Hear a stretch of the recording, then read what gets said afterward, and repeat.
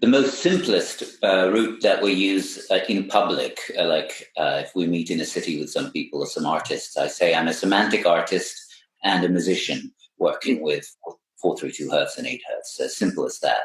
The semantic artist part is very varied and very wide.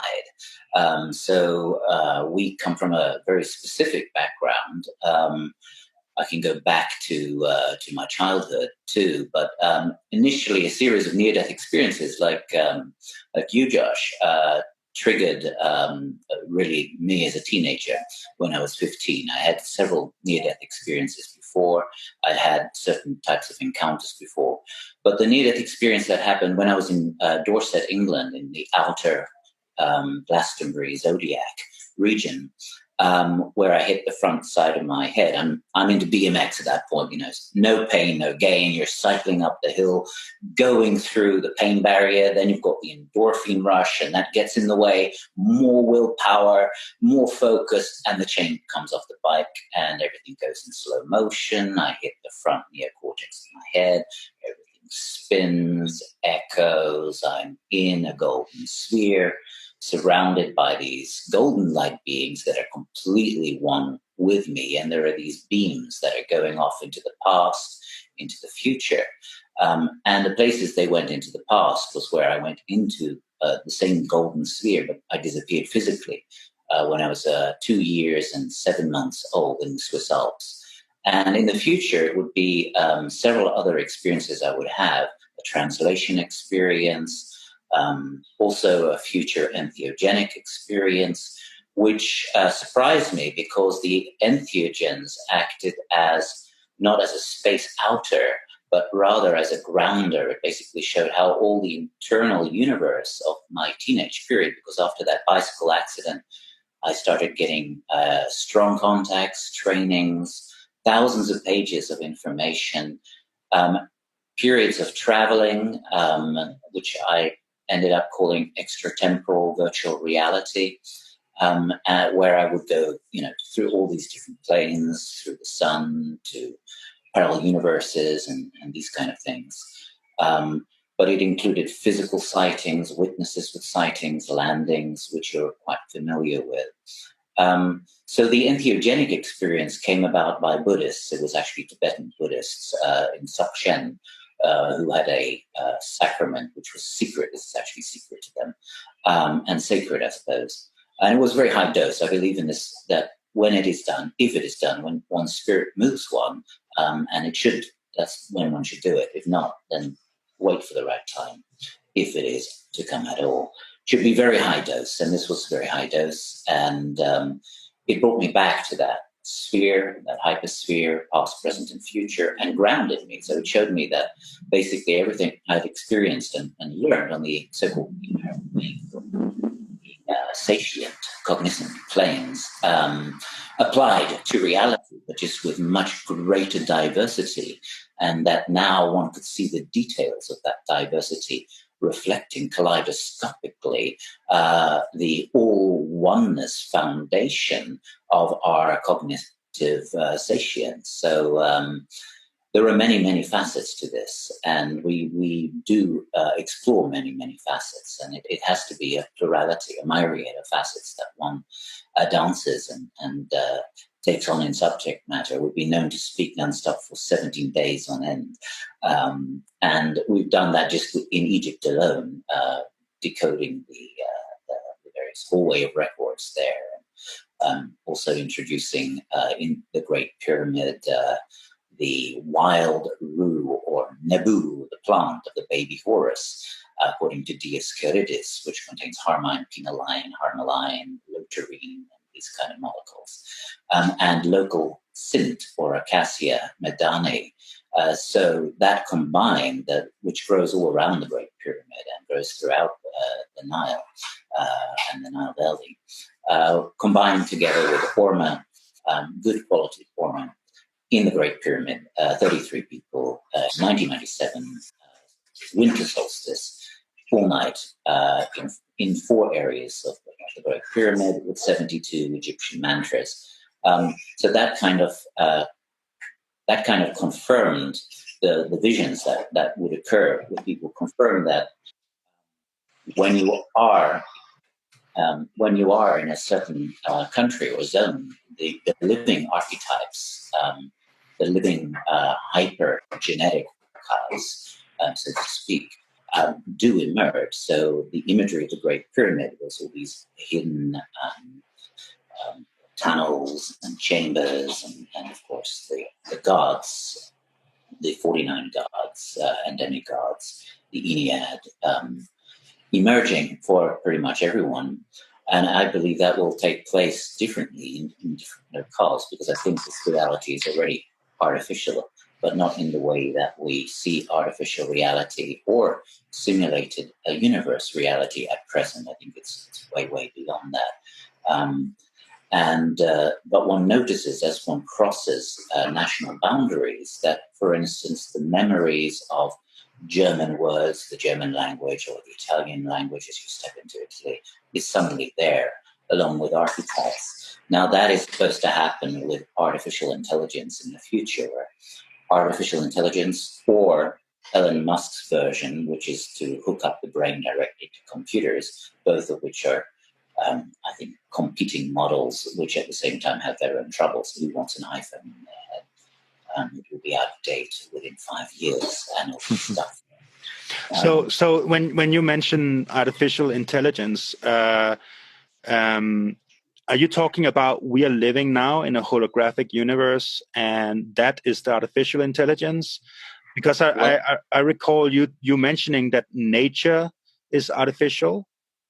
So what is organic, real, alive, and what is not? Or is there a difference? Well, I think ultimately what is animated, yes, it has a different set of mathematics which have been solved completely and totally. The problem with the really old physics, black and white physics, the old 1936 quantum physics, is that it only works with quantas, single quantas, and animated life forms. In the DNA, symmetry is never broken under 4.5 now.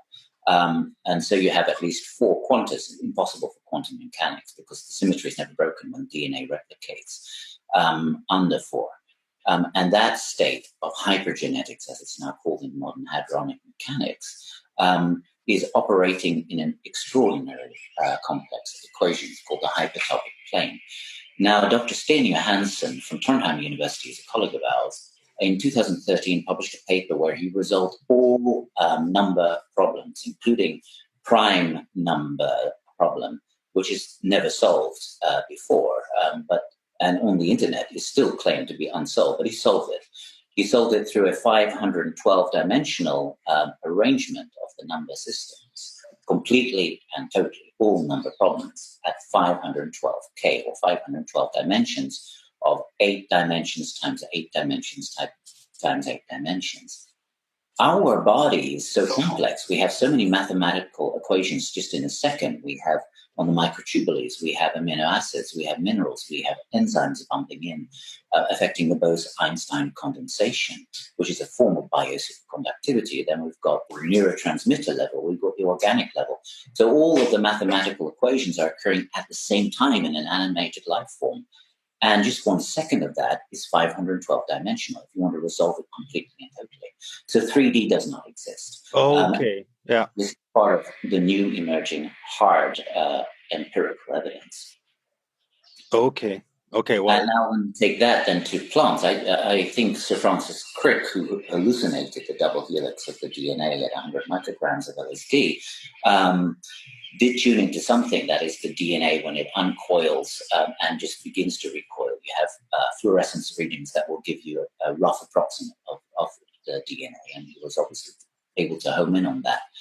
He did permeate through the possibilities of evolution on planet Earth, and even by panspermia. And so by 1975, he says life on planet Earth cannot have happened naturally. It cannot have happened either by panspermia. You need about 11 billion years for the complexity and variety of life as it is here. So he suggested an extraterrestrial probe. I see it more simple or more complex than that. We are actually a super civilization and hyper civilization. this super and hyper civilization has put together an entertainment system, has modulated that entertainment system, which is our present idea of planet Earth and parts of the musical architecture of our solar system, and it is perfectly geometrical, animated by spherical projection of Kepler, following a 12-tone music cone, and having a golden proportion, an anabinomial sequence in its ordering and its dynamics, which is not natural. And the odds of that being natural are far and few between, like with the sun and the moon. I believe in our, because we're semantic artists, so we are free to speculate wildly and non-dogmatically, even though we may ascertain certainty. That's just the semantic art. So in this exploration, we think at present the sun and the moon as modulators of a series of waves, musical waves that construct a montage surface that we call planet Earth. That montage surface has scenario abstracts from the super and hyper civilization, which are overlain and which are permeating. It's hyperholographic, really. Genotopic holographic and hypertopic holographic to be accurate in modern hadronic mechanics and hadronic physics. Just a quick question. So hadronic mechanics, how would you spell that? Because if somebody wants to research hadronic mechanics and dive more into it, where would they go to learn more about this? Okay, hadronic mechanics was really founded by Ruggiero Maria Santilli, a hero scientist from Italy who lives now in Miami. He was able to introduce completely new planes to mathematics that would unify all mathematics. He was at he was at the University of Torino, and so as he introduced the isotopic plane in 1986, within 4 years, the biological sciences was able to use that to try and simulate life forms, simple life forms. Dr. Chris Illert from Australia took conch shell morphologies, and he tried to model conch shell morphologies with Euclidean mathematics, with Platonic geometries in an animated form, but they just crumbled and fell apart.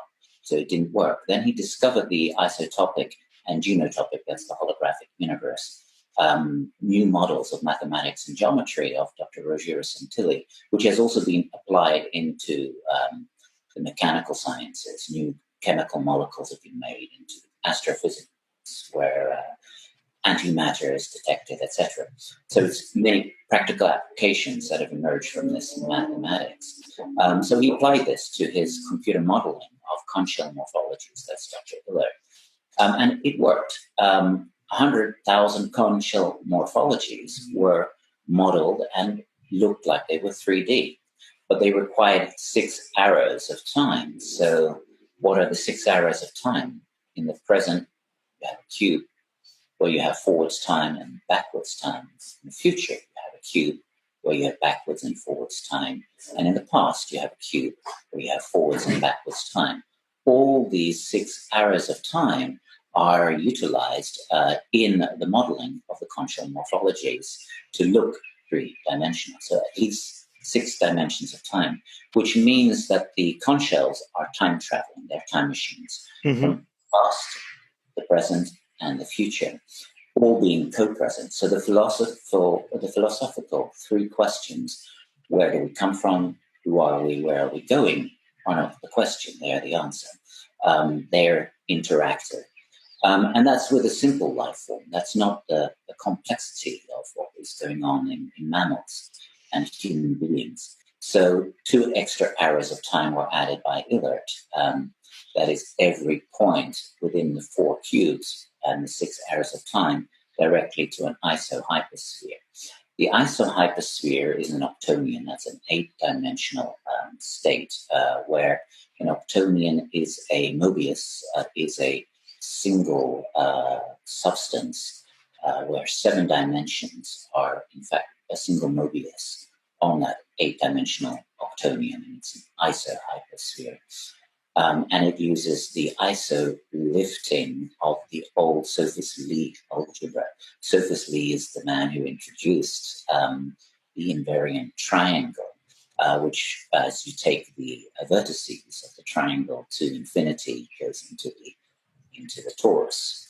And from that, toroidal equations were developed. His friend was Dr. Felix Klein, who invented the Felix Klein bottle, the four-dimensional Mobius strip, where a single surface incorporates the subjective, the objective, and the object as a single surface, which was 4D 100 years ago. And the two equations weren't reconciled.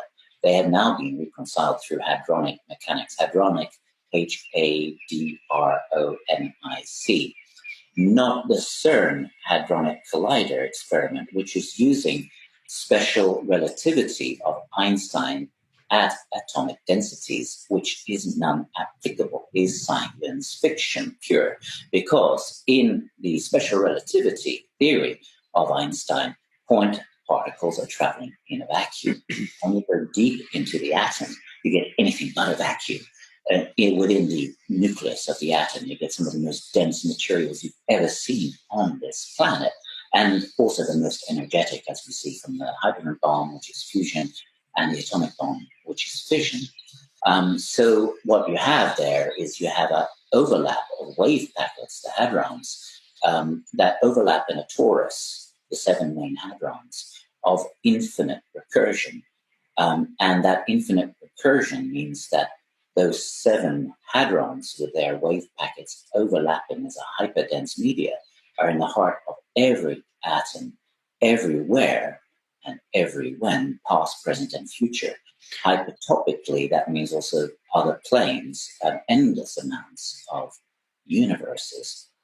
They will be at the heart of the atom there too. It's very interesting you're using the word in the heart to describe the center. Because I mean, if you go in and look at the ancient scriptures of the Vedas, they're talking about the tiny space of the heart, the center of the heart, which is where all creation comes from. And so I've gone quite deep into the Vedas. My experiences after the near-death experience was with ultra-terrestrial, for want of a better word. Today we can use ultra-terrestrial because the Urban Dictionary, for instance, defines ultra-terrestrial to include humans in the future that start time traveling. It includes interdimensional theory, parallel universe theory. I don't think we're talking about ET per se here. I think that's just a graphic interface for those who experience it that way. So basically, the ultra-terrestrials is us. In part, it's us and the observer in the heart of our consciousness. Yes. And that is unique. Everyone is not equal, but everyone is unique by being unique. And that uniqueness is absolute. So we're a unique personification of this super and hyper civilization. Beyond that, the unification of these super and hyper civilizations as something that is really, in epistemology, theology, termed the anthropos, which very much relates to the field of anthropic principle physics, even subanthropic principle physics, of Dr. Beatriz Gato Rivera of CERN, who introduced the subanthropic principle to deal with the Fermi paradox of where is everyone. Of course, that was a whole subject unto itself to dive into. So we were having these experiences, manifestations, materializations, going into vehicles, translations of the body, in redigitalization of the body in seconds, where in front of others you're invisible. First you're blue, then there's only some particles remaining, and then they put the hand there and there's just nothing there. My own experience then is being in a network of emptiness and oneness at the same time with nodes that are connected throughout the universe. Is that the Merkaba body, rainbow body, or light body, or what are you referring to here? I think all those traditions, the Merkaba mystics of the Hebrews, the Chakravajra of the Buddhists, the Yalus of the Vajrayana Buddhists, the rainbow body, and the Vatarata of the Rig Veda, which goes much further back, the Ati Yoga sphere of Dzogchen, are all related to the same primordial technology. That is essentially what we are. Everything else, what now presently appears 3D, is our miraculous interactive montage, which is artificial. It is our entertainment system, and the best abstracts of the super and hyper civilizations are occurring here. And they're interactive as us. And we interact with them, not just with our consciousness, as the consciousness collapses the wave function. That's the old way, that's the dream way. Also with biological coherence. So now we have the emergence of anthropic satience with biological coherence, the work of the Heart Math Institute over 25 years, where passionate love, it's really love itself is infinite, so it can just be compassion. But through compassion, one senses infinite love, and compassion kind of takes the opposites and face cancels them. And when the heart isn't measured in compassionate love, it produces a golden sequence. And the 7 layers of heart muscle, which produce the 7 toroidal fields that are the same 7 axes as a tetrahedron, and actually produce then a magnetic tetrahedron at the heart by their toroidal angle pulses coming from the contraction and expansion of the heart. In compassion, they all align. So instead of being the 7 axes of the rainbows, where the photons have 7 spin axes according to the tetrahedron, the water tetrahedron that creates the prisma effect, you get the sun, you get this coherent light. And this is the golden proportion, and it peaks at 8 cycles per second. 8 cycles per second is extraordinarily important because it's the tuning of the universe. And you can only reach that harmonic through compassion. Well, we are all the time the practice, each of us. Our consciousness is. The consciousness is untouchable. It doesn't have evolution. It is past, present, and future in satiation and beyond.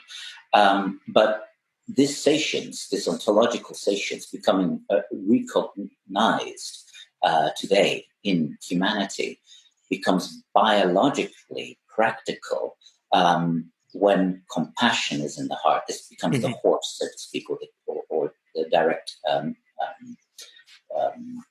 modem interface to the genetic code, because the Heart Math Institute now has shown over 25 years that what the state of at least 2 minutes of compassion is focused on DNA samples, and this is usually animal DNA. There's fluorescence reading before, and then it's focused upon the willed intention with compassion to have it uncoil or coil more occurs over the placebo effect by at least 40%, and even at half a mile distance instantly.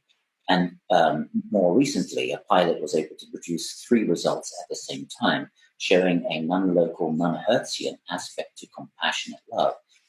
And all pilots who would engage to willfully change the DNA, who are not in a compassionate state, they could be in joy instead, or in this basic cappuccino talk, had no effect. They were under the placebo effect. So it means for the first time, genetic engineering is actually accessible to humanity through biofeedback. Now, I don't work for the Heart Math Institute, so I can say that from their old papers, the heart peaks at 8 cycles per second in the golden proportion. That's now, I think, a business secret inside the Heart Math Institute's application in a balance. But it's very, very important. Every cubic centimeter of the universe has hydrogen, and the hydrogen atom has its proton to the electron. The phase velocity differences between the proton and the electron is an equation of 8 cycles per second. 92% of the atoms in our body are hydrogen. The DNA double helix has an arrangement to the base pairs that is an arrangement of 8 cycles per second. There's a lot of complexity that can be gone into on that. And a greater signal of 8 hertz enables replication, enables the protons to unzip in DNA replication. That's the trigger signature as well. So it's the signature of life, but it is universal. We call this universal temporary. 8 cycles per second was shown by Dr. Andrea Kuharich already in the 50s to pass through a Faraday cage and a vacuum. It was first vacuum, and nothing is supposed to go through the copper and the vacuum.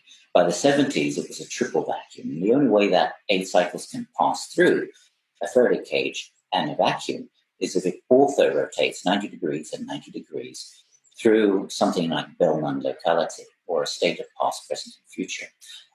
So it is both local and non-local, and since this has been replicated many, many, many times, it's also the signature of the hands of healers that affects and entrains water, and the signature remains in water for months afterward, for months. As 8 hertz passes through this triple vacuum, that 8 cycles per second has a non-local aspect, a past, present, and future aspect, and is then continuously in every cubic centimeter of the universe, 90% of the universe, 92% of our body, producing this binomial cascade: 16 hertz, 32 hertz, 64 hertz, 128 hertz, 256 hertz, 512 hertz, which is the electromagnetic spectrum absorption rate of water. Water's dielectric resonance is 8 hertz, and that's 72% of our body.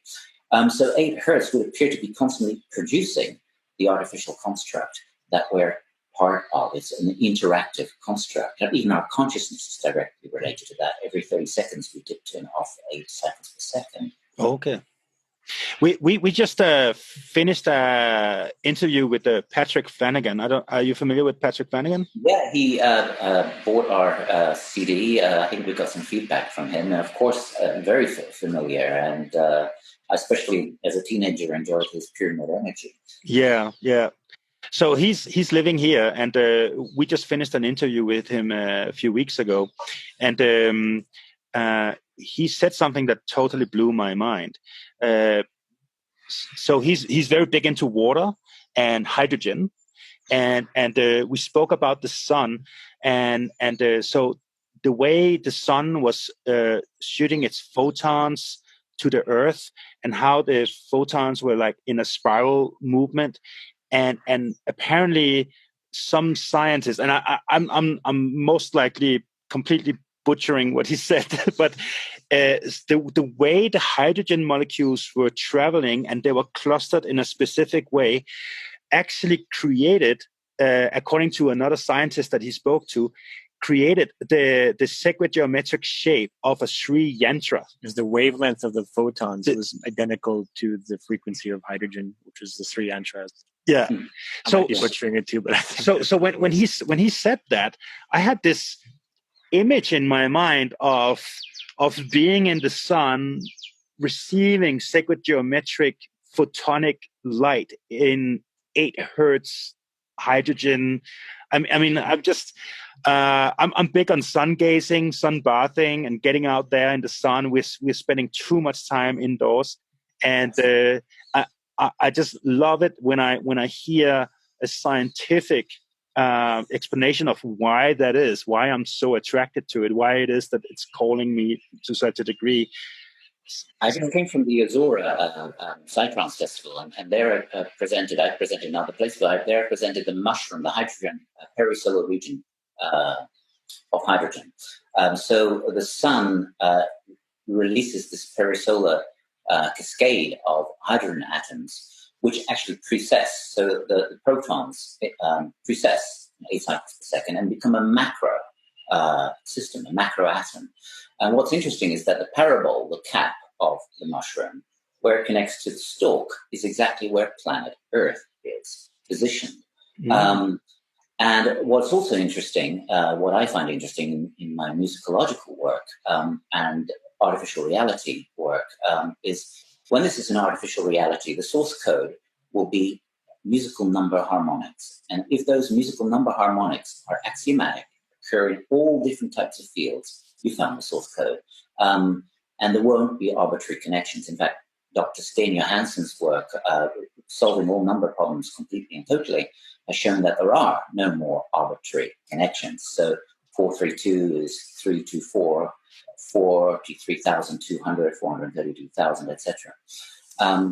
And the interesting thing here is that 432, when you take that number, which is all over the planet, it's architectures, it's in our body, it's in the way our solar system is structured, and by spherical projection of Kepler extended.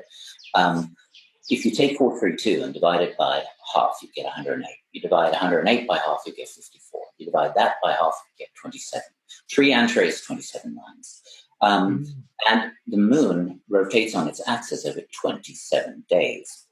It is estimated that the sun's equatorial circumference, or its heart, also now rotates at not 28 days, but 27 days, latest NASA estimates, and they synchronize. They've just synchronized now over America, Oregon, etc. The moon also rotates around the Earth over 27.32 days. So you've got this 27 multiple link. Furthermore, when you take the so-called assumed elliptical orbit of the moon and the elliptical orbit of the Earth around the sun, and you take the golden mean thereof, the old Rigvedic measuring system, which said you can take the sun's heart 108 times and you'll have the distance to Earth, and you can take the heart of the moon 108 times and you have the distance to Earth, is actually fairly accurate, pretty accurate. You take the equatorial circumference of the sun, 864,000 miles, which is double 432,000 miles, and you have 108 times to Earth. You take the moon's equatorial circumference, which rotates over 27 days, and is 2,160 miles, double that, you have 4,320, it's a harmonic 432, 108 times, and you have the distance to Earth. Now, that's actually not possible in a so-called natural universe. No. In the Rig Veda, no. So the Rig Veda is all about Sauma. So in the Rig Veda, you don't have Aum, but it's true that Dr. Lawrence Blair did analyze monks in the 70s, early 70s, and did find a Tibetan monk resounding on his stenographer, producing the Sri Yantra through a You produce basically 8 conjugating spheres, like the 8-petal lotus or the universal sun foundation of the yantras.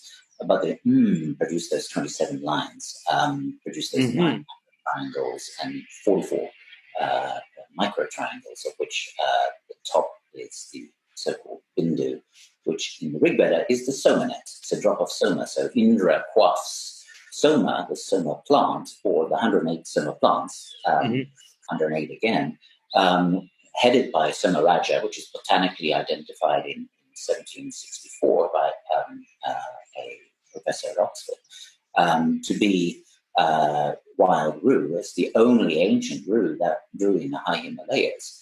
Soma Raja, which contains, the equivalents of what's in Banisteriopsis cacti, harmine, harmaline, but also contains what our pineal gland produces, phenylalanine, which is 6-methoxytetrahydrobutycarboline, whereas harmine is 7-methoxytetrahydrobutycarboline.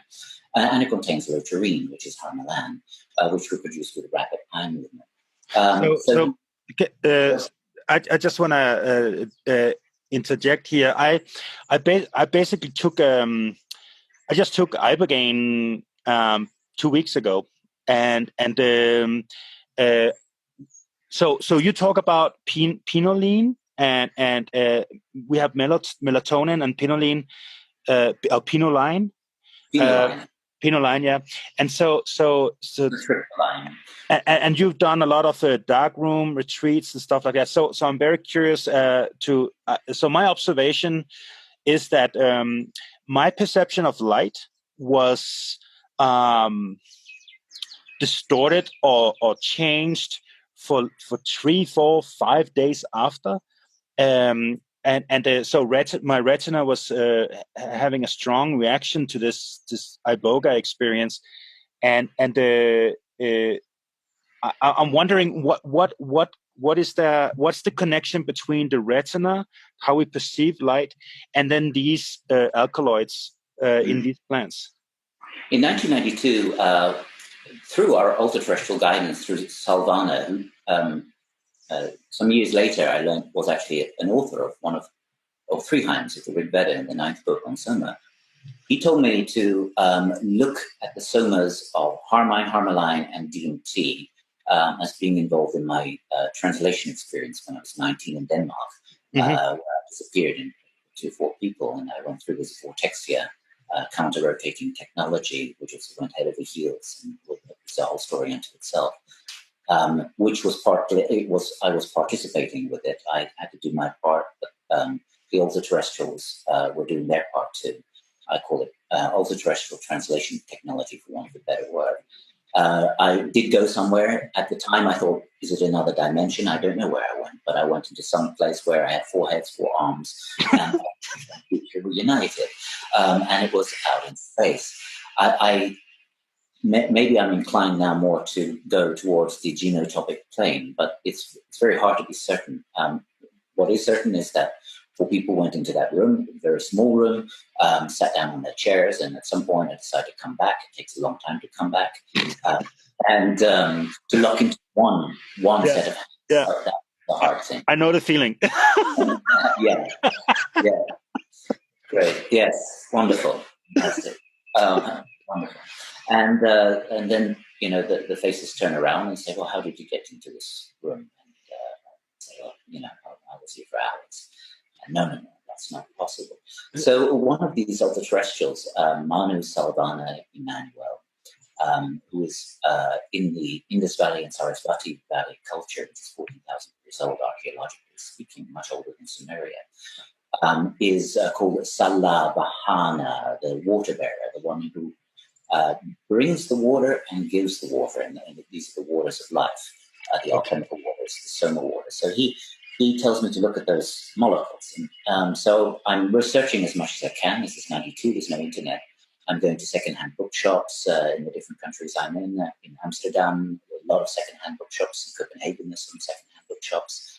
And eventually I find a paper by Dr. Bo Holmstad, who was at the Karolinska Institute in Sweden, where he was analyzing yogis and rinpoches and lamas who were meditating in caves for a minimum of 5 years. And he drew blood, had samples, assays made, and he found that they had kind of mutated from a serotonin base to a beta-carboline base, and especially the tetrahydrobeta-carbolines, not just the basic 1, 2, 3, 4 beta-carboline. So phenyline is 6-methoxy-tetrahydrobeta-carboline. Harmine is 7-methoxy-tetrahydrobeta-carboline. We also found 10-methoxy-harmaline in these yogis, as well as Nor-harmalan, which is loturine. It's the secret of the lotus shakes of Buddhists when they fast, which produces rapid eye movements and produces the vision plane of Buddha, the Dharmakaya Buddha, or Svabhavikakaya Buddha, the 4th state of the Buddha, in which the true Kaya are kind of grounded. Buddha probably never existed. Jesus probably never existed. It was a visionary plane. And so by looking at those molecules and taking the foundation of Dr. Hunstadt, and having also read some of the songs of Geshe Choksha, who about 800 AD was a kind of contactee. She met this Vajrananda, who came in a Chakrabhadra, or lotus vehicle, and Padmasambhava, who was manifested as a Vajradhara, a blue race that uses the moon as a transduction chamber.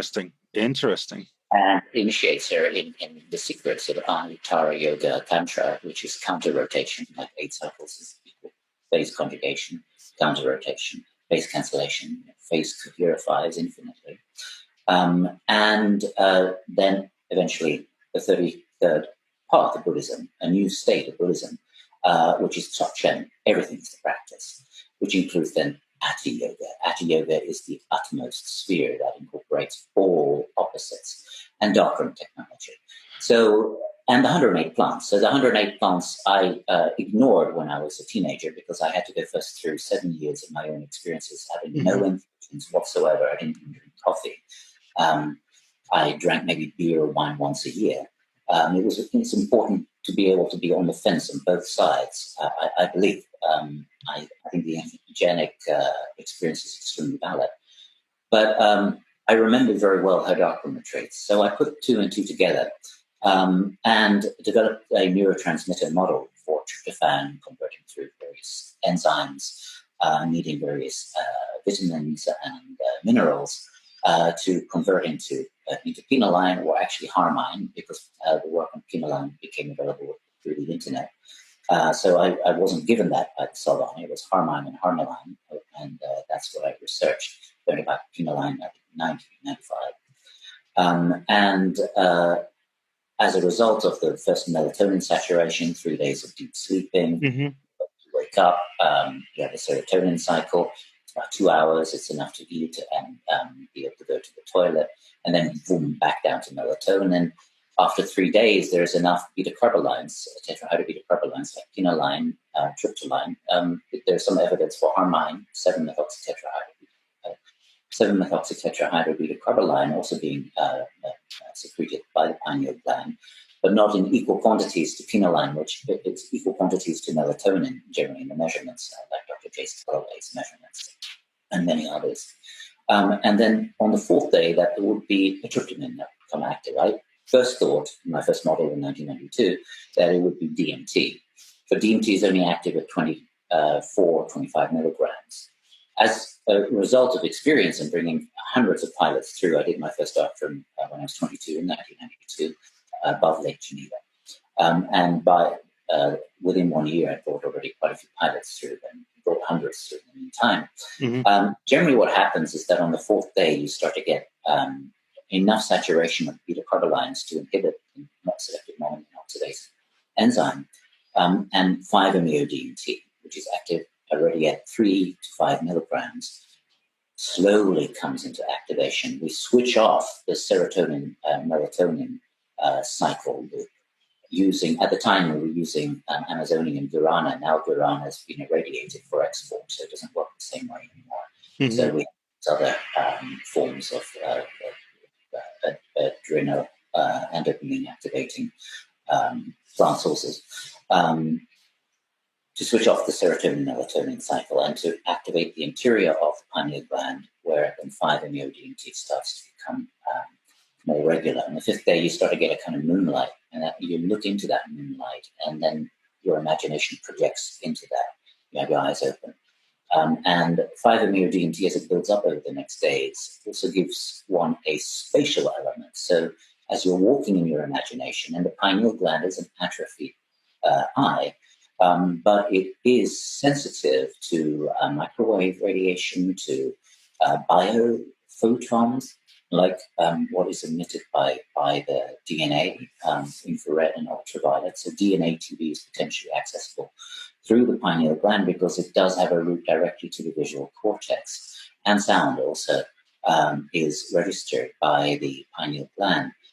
So one experiences in the darkroom. We do things like darkroom dancing, we do things like musical chairs, but in a darkroom level. As the imagination gets stronger and stronger, and you use your hallucinations to orientate around the large house. We once did it in a castle in Switzerland, and everyone has a room, there's a meeting room, and we try to have no reference to time, so people go into different kind of time experiences as well, which is interesting. Then on the 8th day, a certain percentage of pilots would start to experience DMT. And this would be engaged by what I call laughing gas exercise. It's something I learned at school. Sign me up. I'll join your next one. Yeah, we have to take this technology quite far. I think I believe it's going to be. I believe it's actually a human hadronic superconducting technology for intermediate controlled nuclear fusion, as it was discovered by Dr. Rogier Santilli. That's body temperature nuclear fusion, not cold fusion or hot fusion.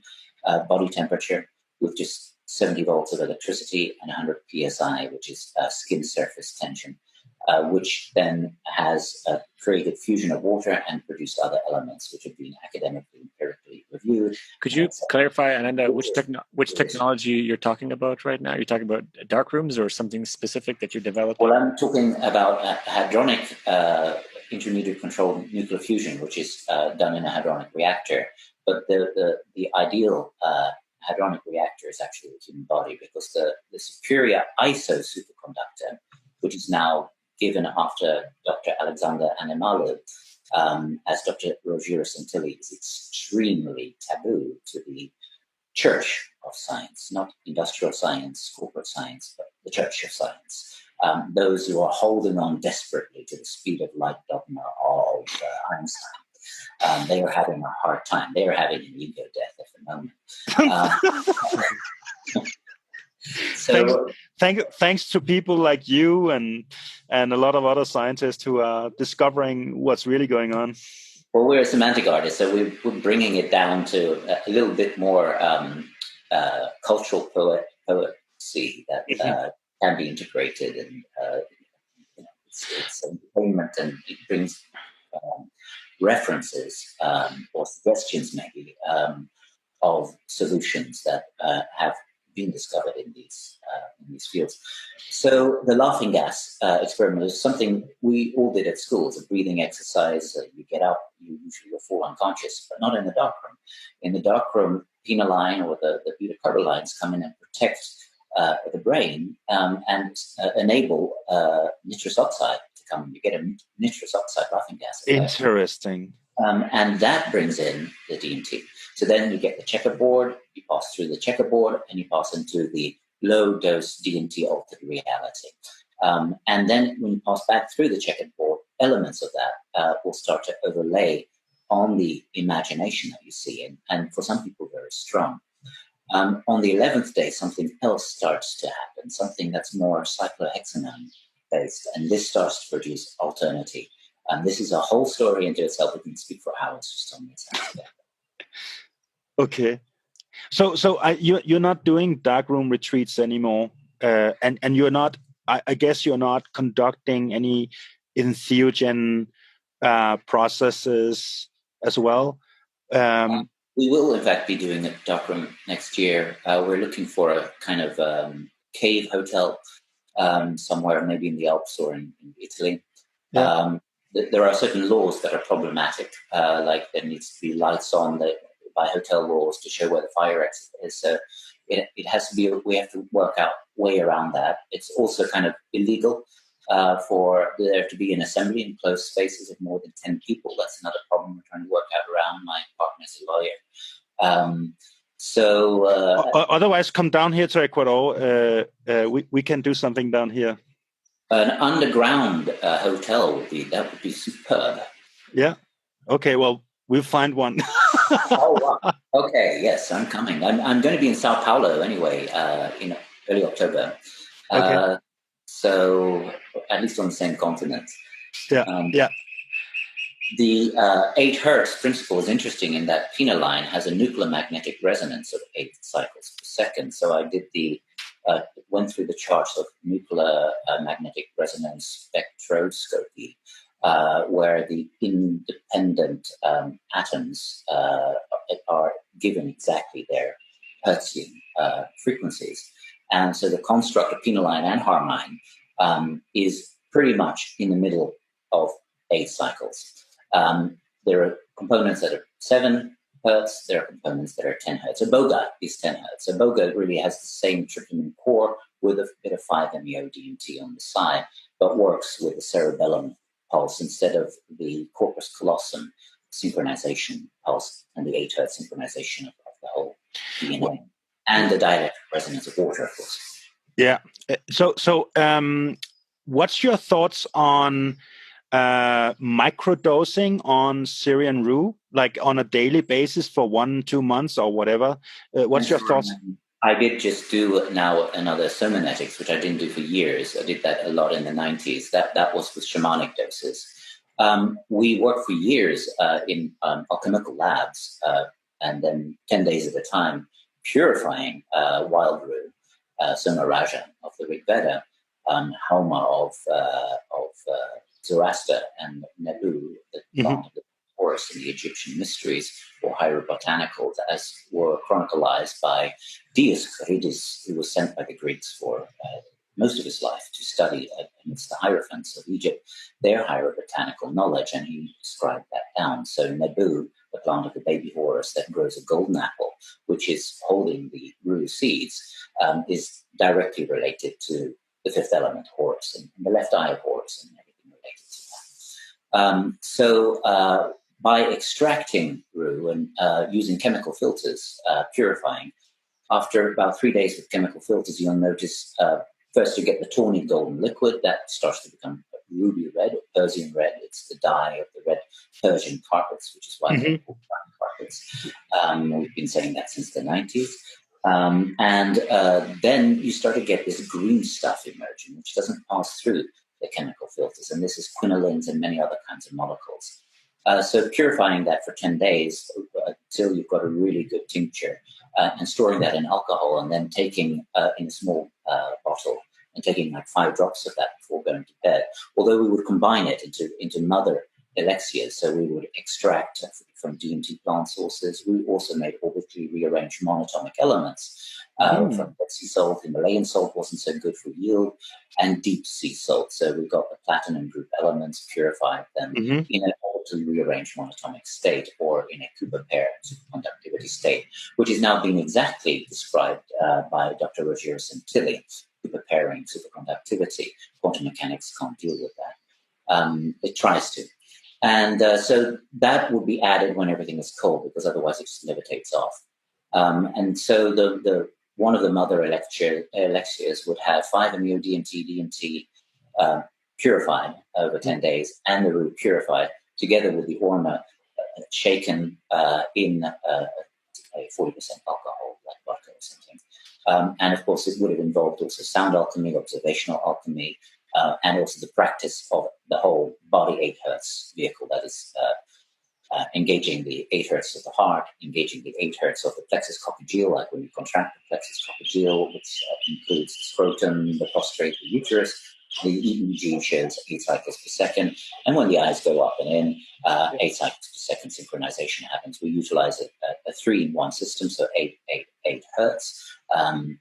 As an amplification system, 8 hertz times 8 hertz times 8 hertz, the dielectric resonance of water 3 times, produces its electromagnetic absorption frequency, 512 hertz. It also has 512 dimensions that resolves all number problems as an axiom, which is interesting. In a musical keyboard, that is 512 hertz as it's laid out. Dr. Sten Johansson also studied our 8-fold system, where all 8 poles of the body are unified at 8 cycles per second, which was originally observed in Einstein imaging technique by Dr. Reinhardt, who took Einstein's formula because Einstein didn't believe that radio astronomy would be successful. It's only a 100-year window, logically, that a super civilization or evolving civilization would utilize radio astronomy. It's very primitive and quaint. After several hundred years of civilization and thousands of years, that we would go down to consciousness. So he used that as his assumption and assumed there's this super civilizations or extraterrestrial civilizations out there, and imagine that. He had to imagine that with tasting, smelling, hearing, seeing, and feeling. And he would hold 2 stones. So Einstein would hold 2 Steine. Einstein would hold 2 stones. And the reason for holding the 2 stones would be that if he fell asleep, he would wake up. What Dr. Reinhardt did is that he added to that speech. And he took 30 mentally handicapped patients, 17 of whom could learn this technique. The others could not.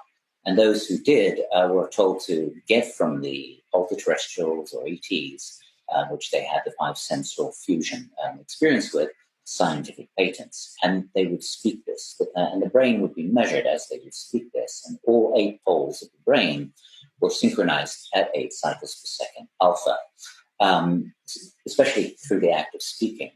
The 17 patents were given to the US Patent Office. All patents passed as workable technologies, and the judges who sit on the patents office are physicists. So that was quite pertinent. It shows that 8 hertz is our living hyper technology, and we can use it on a macro scale. So we utilize that also with inner heating together with outer heating and observation, the phase conjugation in the body with observation, so that the wave-particle duality interactivity is engaged. What we've noticed, for instance, in the darkroom, some of the pilots, is that when you go out in the night, about 3 a.m., and you get some kind of photonic source, you see it pixelating. It's first very, very aggressive, and you see it coming in and pixelating and starting to formulate and starting to hallucinate and engage a kind of seductive gameplay with.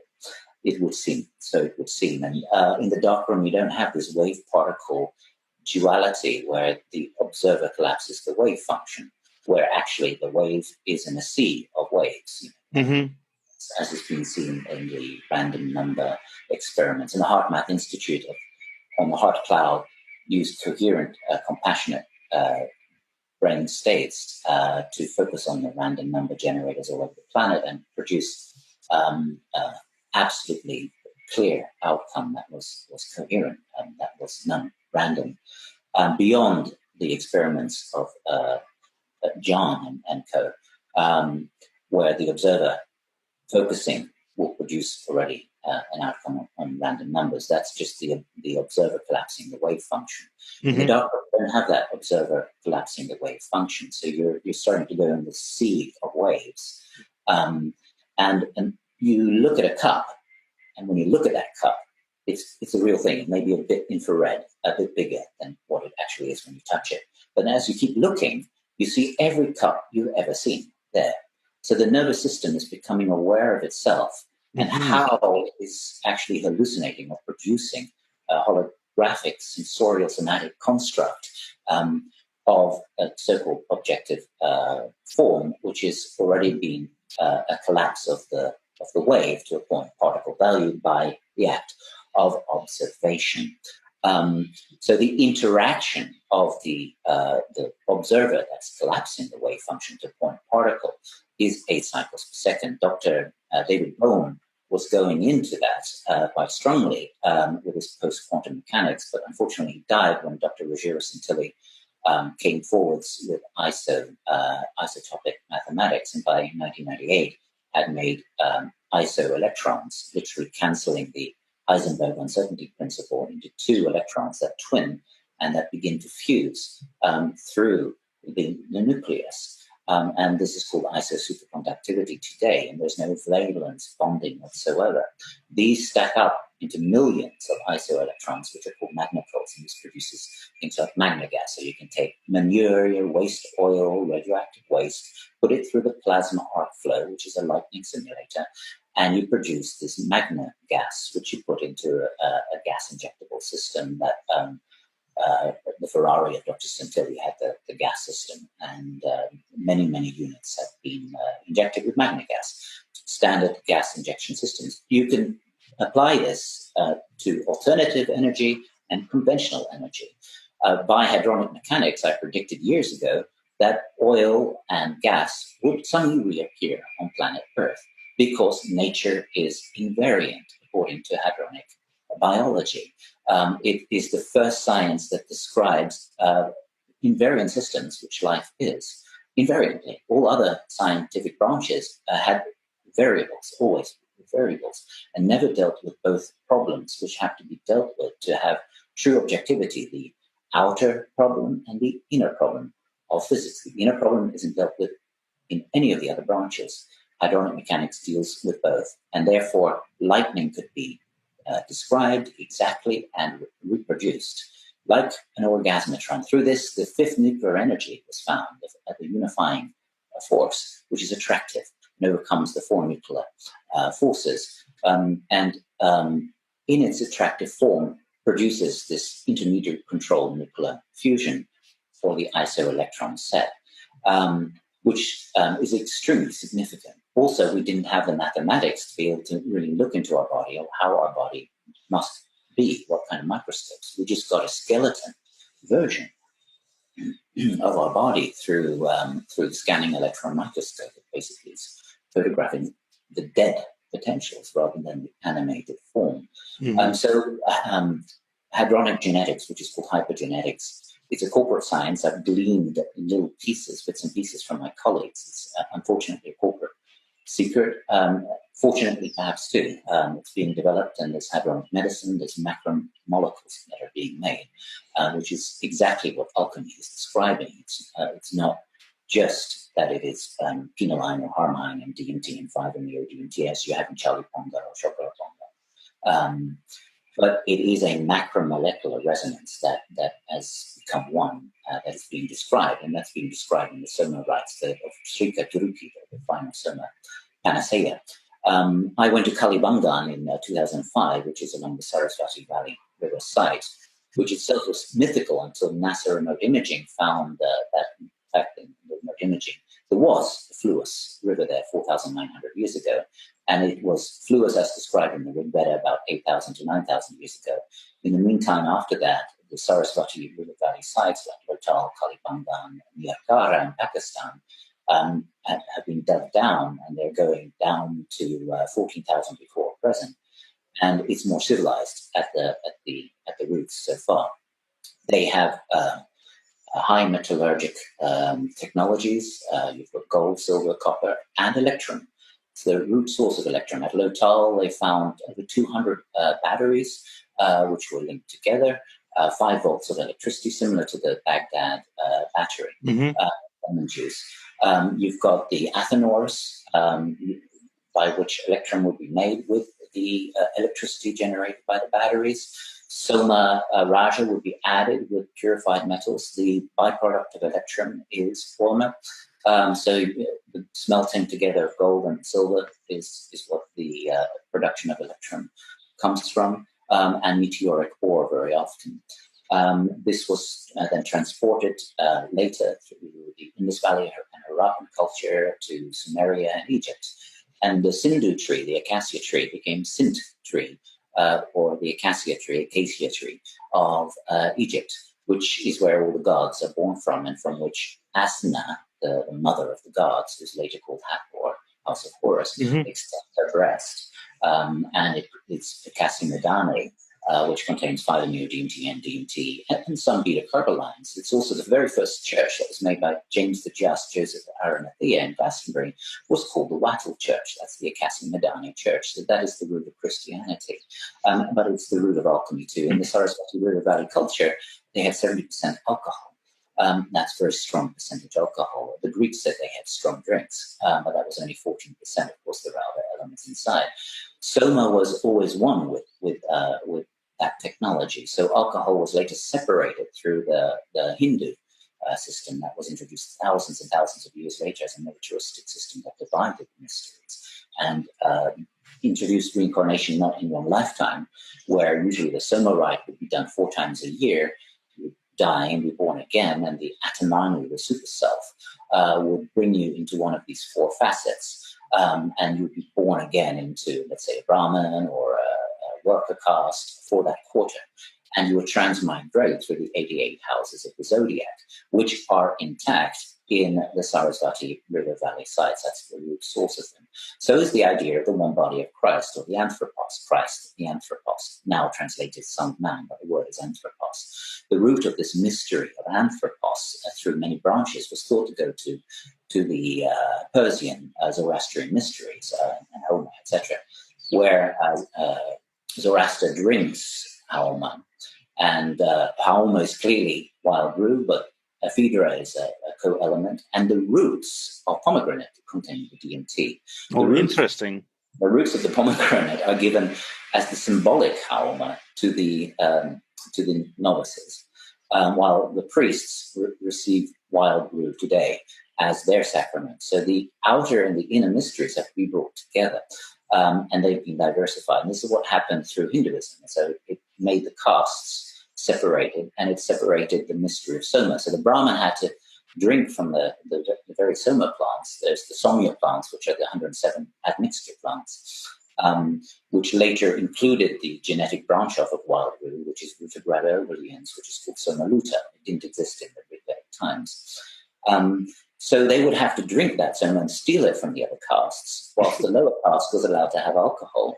And the intermediary caste used kusha grasses, which is Phalaris arundinacea, which are the grasses of the gods in the Rigveda, to clean the graha vessel, the grail vessel called graha, in which the Soma is drunk by the Brahmin. In fact, you have to put all of these together, and you have the original Soma formula, and that was discovered in the archaeological sites of the Sarasvati River Valley culture, using extraordinary alchemy. I did the experiment with vodka, a big beer mug full of vodka, wild brew, 5-MeO-DMT, and orma. Quaffed it in one go. And first you feel the alcohol attacking the hypothalamus as usual. Yeah. Then the beta-carbolines like harmine and pinoline come in and protect. and you get very clear. Brings in the 5-MeO-DMT, and you get the Shamba pillar, this pillar where you go to immaculate emptiness and infinite oneness coexistent at the same time, and into the Somanet as it's described in the Rig Veda. The Rig Veda describes the Somanet as when Indra keeps drinking Soma, so he gets macroscopia. He becomes so massive that he sees the two world halves, that's planet Earth, as a sphere, as described in the Rig Veda. And then looks out into the universe and sees these drops of Soma, which are called Sindhu or Sindhus, which reflects every part of the universe on its surface in its entirety. So this network of Soma drops, this Soma net, is the first description of a hyperholography. It's more than just a hologram. It's hyperholographic since every drop reflects every part of the universe in its entirety. Later, that's called the Indra net in the Vedic sources, not the Proto-Vedic sources. So Soma, which is also described to be a plant that is 4,320,000,000 years for its branches branching out, which is the Kalpa or Kalapa, is also then a time machine. Of course, 8 hertz is local and non-local and is in every cubic centimeter of the universe. The Rig Veda describes the plant of Soma, the plants of Soma. It describes the inner plants of Soma, and of course the Soma of the pineal gland, so that the molecule quinoline in the pineal gland and the molecule quinoline in the Soma Raja plant tallies. They have a nuclear magnetic resonance spectroscopy of 8 cycles per second. It describes 8 mushrooms as somyas, Soma additives. And it describes the sun mushroom, so as one form of Soma. And that solar mushroom is a proton procession of 8 hertz, and it's harmonic binomial frequencies that engages in part or is transduced through the Schumann resonance, which is different to, it's just slightly off, and sometimes is on, to the hydrogen universal tempering resonance of 8 cycles per second. The Sri Yantra, in regards to the hadrons, was kind of done in Jordan algebra in 27 dimensions. We covered that in the O1 hadron material book that's on our website. We did that in, I think, 2005, 2006, and it's a Russian scientist who did the Jordan algebra. Jordan has to just be isolifted with simple physics, and it's accurate. So this 8 hertz resonance, this Soma net, and the Sri Yantra description of the photons by Dr. Flanagan is exactly on, because the universal Soma plant, the universal Sri Yantra, is 8 cycles per second, which is the precession frequency of the protons processing in the perisolar region mushroom of our from the sun into our solar system and the heliosphere. Likewise, there is a galactic plant described coming from the galactic center and going through hydrogen resonance volutes, which we've gone into detail with, as well as a universal Soma net. So the whole universe is upheld as a Sri Yantra by the 90% hydrogen atoms that are precessing at 8 cycles per second. That's called the Sauma Kalapa in the Rig Veda, and that's the Soma net. And it's this universal fractal or hyperfractal Sri Yantra that has all these nodes of the Soma net. I think that Soma net is the artificial technology.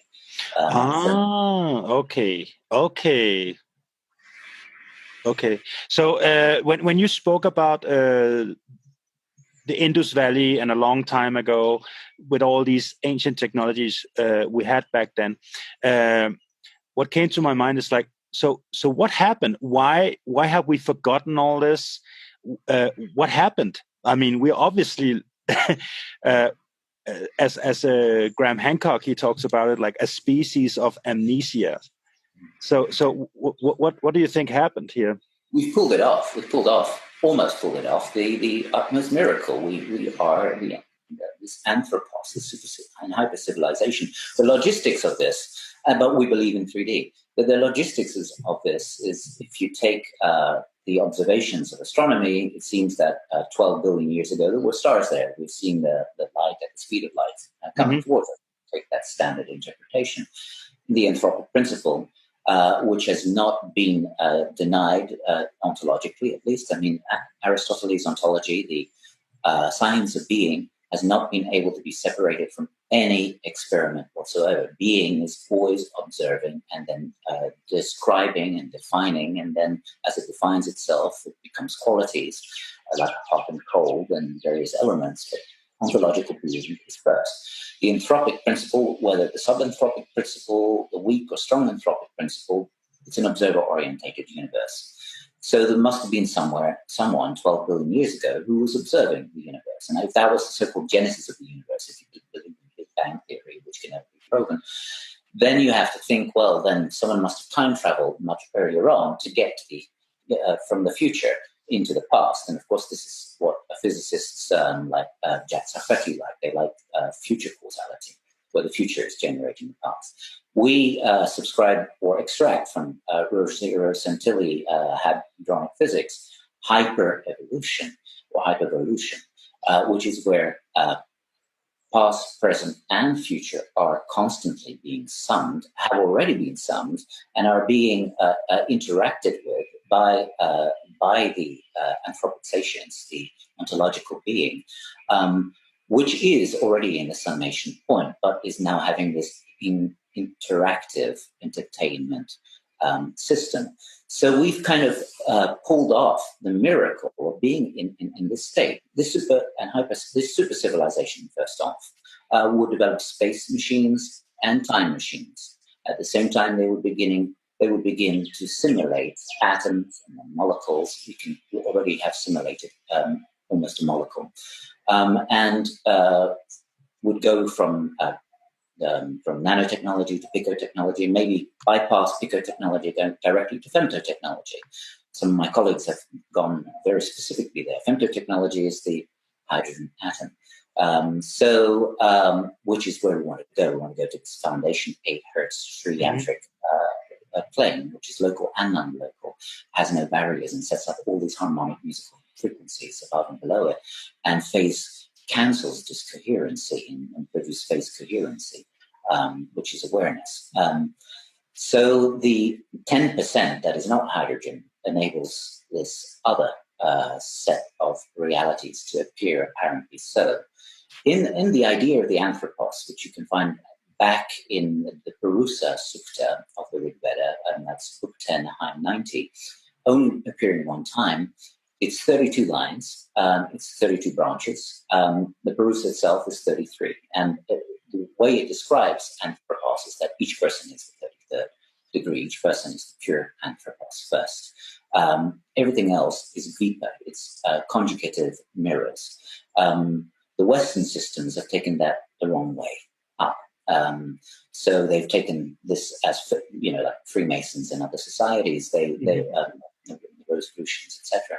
They will take first degree to 33rd degree, maybe, and the 32 degrees in the black or the white, depending how they go, will be just reflections of the 33rd degree, which is supposed to represent humanity and the oversoul of humanity, and eventually leading to Adam Kadmon, as it is now in the Western traditions. Adam Kadmon comes from Ati Manu, which is also root of our atom and Adam. And Manu itself has Anu in it, and it is the Anus that are the smallest point particles that are described in the later Vedantic literature quite detailed. The Vedantics went problematic. They kind of went into an impersonal absolute. But the Paramanus and the Anus are described as atoms, and their descriptions sound like iso electrons and even hypermagneticals in some of those descriptions of Sankara and Sankhya. Going back to the sage Kasyapa, who is also described as one of the ultra-terrestrial authors or numinous authors of the Rig Veda. The Rig Veda is having numinous authorship according to the Anu Kramanis or appendixes that gives the exact authors of each hymn. So that is a numinous source. And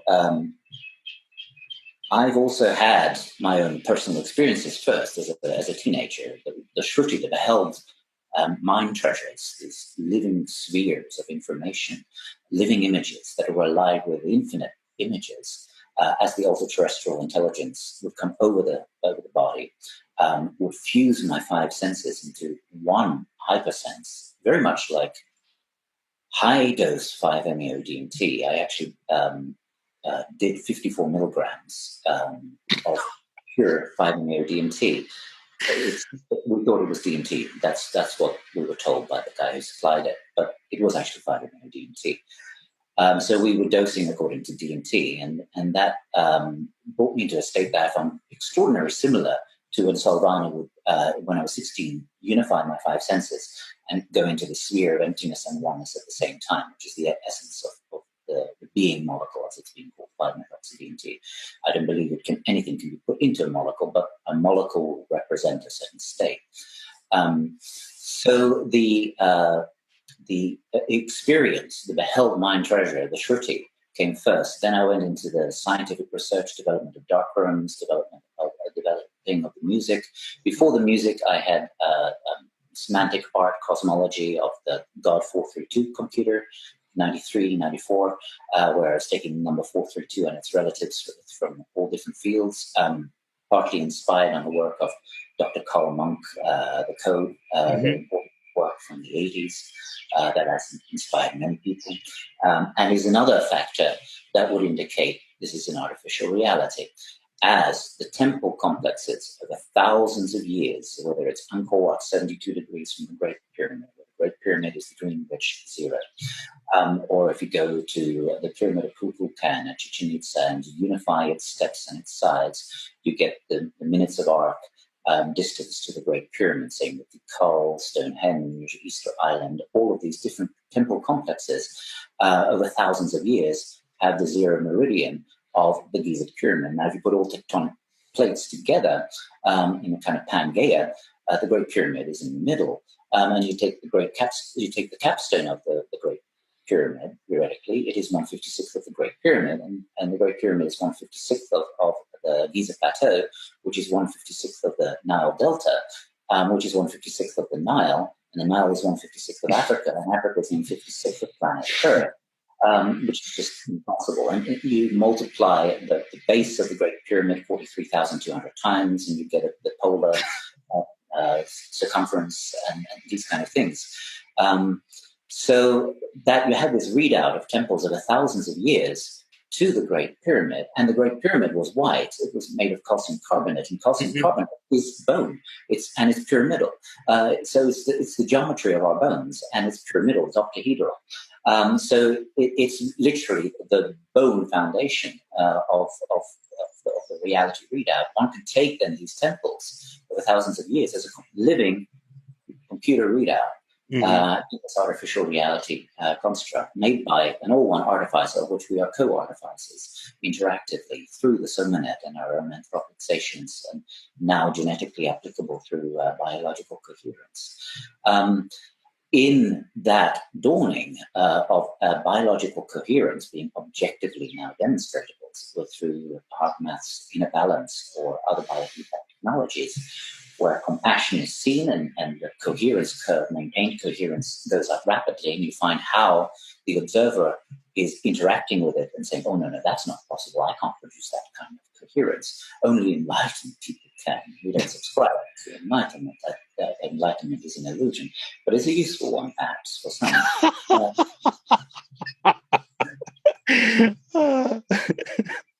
So the dawning of who we actually are, super civilization that allows time travel, because if you space travel across the galaxy, you need to time travel. There's no other way to use the resources. The hadronic space-time machines were patented in 1994 by Dr. Priscilla, who in the biological sciences proved the conch shell morphology in isotopic and genotopic, that's geno-holographic actuality. In the biological sciences, that's quite empirical. A few years later, they made patents for the first hadronic space-time machines, and they are not space machines, they're space-time machines that use isotopic and genotopic and hyperlocomotion. It's the hypertopic plane, it's a macro-reversible plane, geometrical motions and movements that enables one to go beyond the paradox. These are very detailed systems, including Stargate systems. Eventually, those will emerge. But only hadronic materials can step into hadronic space-time machines. It appears now that portions of biology are actually hadronic. We're not what we thought we were. Yeah.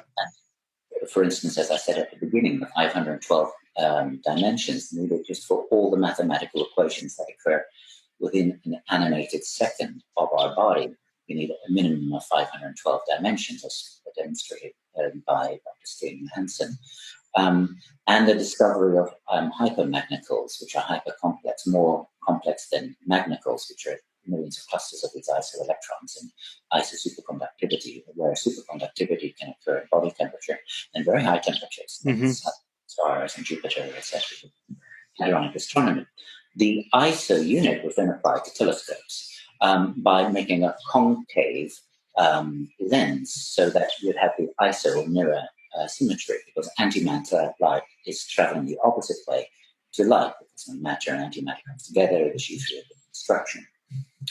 The concave lens or scintillating ISO telescope is placed side by side a convex lens Galileo telescope, and then they've been for years now looking into the universe and discovering antimatter cosmic rays, antimatter gamma rays, antimatter asteroids, and a wide variety of antimatter astronomical phenomena. But the surprise came about a year and a half ago, when the telescope was aimed on planet Earth. Because suddenly spheres of antimatter material, several different types of material, as apparently technological, because they were moving with intelligence, were also being reported. Scientists are reporting this all over the planet. One type is antimatter that is not being affected by the matter that's here. So that itself is a very advanced technology. So is it a sphere? Both antimatter and matter at the same time. In the same space? In the same space. Interesting. And then moving with intelligence. And of course, the Galileo telescope generally doesn't see anything. Sometimes something might just come in briefly. So this is good news also for things like dialoguing with the super civilizations. So I believe we are in the age of dialogue. But there is also early warning systems that have become very sophisticated. The early warning systems are problematic for small individual contactees today. Not so much anymore group gatherings because of the free will equation and anthropic satience and the way that backfires. And that's a whole topic we can go into great detail. And we have a lot of experience in that. I'm moving from Norway. That's another story. So the super civilizations developed space travel, time travel, antimatter and matter combinations. Will have developed simulation. So we'll have simulated their world rapidly, maybe 500 years to 1,000 years. Then we'll have simulated, in the simulations, we'll have worlds where 22% are computer programmers simulating their simulated planets, and that will have an exponential curve that will be combined then with all possible genetic permutations. So you have all gene modifications possible, all stem cell technologies possible, until those have been fused together, and they're space and time traveling. And as a result of all of those technologies, simulations producing whole new universes of simulations in a phase conjugated network like the SOMANet, you can then start to conjugate from a past, present, and future state, which is the basic time of these civilizations. You can start to produce the sun and the moon as modulators with a technological background of a solar system that can produce wave interference patterns, and hyperhologram on which the past, present, and future scenario abstracts are permeated, and into which one projects oneself and participates and has the best abstracts and has interactivity. It seems completely real as we are. It's a kind of hypertopic virtual reality. We are all one being. We're actually that super civilization that we realize there is this anthropic satian foundation, or the anthropos, which is behind the anthropic satience of every individual. The anthropos in the Parusa Sutta is described to be the summation of all past, present, and future personal and non-personal moments. The hadronic horizon of hyperdense media discovered by Dr. Rogero Santilli and continue to be discovered or worked with in exact fields of science, including hadronic chemistry, where the 7 hadrons overlap in infinite recursion in the heart of every single atom, past, present, and future, both locally and having local and non-local aspects. The null reduction, or the value reduction of its point particle is actually null, and yet you can't use the Riemann metric unit for that Einstein used, which is a 16-number game board grid, but which reduces down to 10, which is used in symmetry, unifying physics, like superstring physics, which has produced nothing practical whatsoever in all of these years. Just some interesting ideas with some complexity. The Minkowskian space-time meter is what Dr. Rogero Santilli used. It also has 16 digits, but it doesn't reduce down to 10. And is isolifted. Now, the ISO unit, one aspect of the ISO unit is if you take 1, 2 is just 2 ones, 3 is just 3 ones. So the ISO unit is 1 1 to every other 1. This produces a mirror symmetry, which has got a kind of a triangle symbol on top of the eye or any unit that is being isolifted. Quarks are IFA quarks. They don't exist in 3D. In 2006, Rogero Santilli was able to identify for short periods of time the first subatomic particle, the etheriino, which could not be reduced to 3 dimensions. The etheriino is behind all of the 7 hadrons and all the subatomic particles, a family or zoo, that are produced by them, and which live for a part of a second, which I think is 23 decimals behind the 0 of a second. So even with high dose DMT, unimaginable in the time dilation. Even if you take the combination of time dilators, 5 and DMT, getting another cyclohexanones, you're not going to even get to a particle second. But we get an intimation, an idea of a particle second, just to kind of give a poetic grasp of the illusionary nature of what we think is a very real reality. So the anthropos is this summation, past, present, and future of every personal moment and impersonal moment. Femto technology, which I'm very heartened by, because in 1999 I was worried by that nanotechnology and wrote something about speculation about nanotechnological takeover of nature, the galaxy, and so forth. Femtotechnology is a self-assembly system where the hadronic horizon, which appears nuclear deformed to 3-dimensionality because it is it's hypertopically dimensional, multi-valued hyperdimensional. If you take point care symmetry, you have 11 dimensions. If I put that into the IC unit, you have 11 dimensions mirroring another 11 dimensions, and the complete IC unit is another mirror. So it's 44 dimensions minimum for the point care symmetry. Then you can make that genotopic. So that means those 4 triangles you make fractal holographic. That's the genotopic or holographic plane that Hillard used in formulating 100,000 functional morphologies, which are primitive life forms. The hypertopic plane is what is occurring in human beings, and this is the macro irreversible plane that has been identified. The etheriino was discovered in the production of the neutron by the intermediate controlled nuclear fusion of the proton, hadron, and the electron in hydrogen. The neutron actually doesn't fully exist. It is a electron sphere coming out of a proton hadron sphere and being caught somewhere in between, producing the scattering radiation that's called neutron radiation, critical mass radiation. Our living DNA is inside those parameters. So all of the various radiations affect the uncoiled DNA, and furthermore, our subscription to peripheral somatic states or social dynamics that we think are valid and are identifying us, when in fact they are just abstracts of momentary formations and of course, social spin dynamics. And this is presently dislodging. So this bewilderment, this spell casting that has produced this illusion required an ultimate conspiracy. And we believe this is an ultimate conspiracy. And each of the various secret societies who had the mystery remnants of the super civilization, were given different facets with some disinformation and would socially spin according to those mystery objects of the ages, like the Eleusinian mysteries were also having the Kikion, which is still a mystery, and the mystery objects of the ages would be beheld. So from my understanding, artificial intelligence, so all this sacred geometry, all these perfect numbers and dimensions and measurements and all that stuff, it's all like one big AI software construct. So basically, please give me something. Where's the organic? Where's the organic, living, real, organic consciousness? I mean, because yes, okay.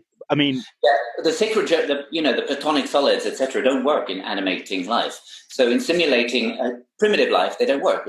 They crumble and fall apart. So sacred geometry applies, as we know, at the platonic solids or the Vedic solids, because I saw them at Kalibangan, 8,000 years old. These solids apply to the crystalline surface. However, the water is a tetrahedron, when seen from the hydrogen bonds. Tetrahedron is probably the only form that really relays to our sense of dimensionality. It's the only platonic solid where the middle has equality to its vertices.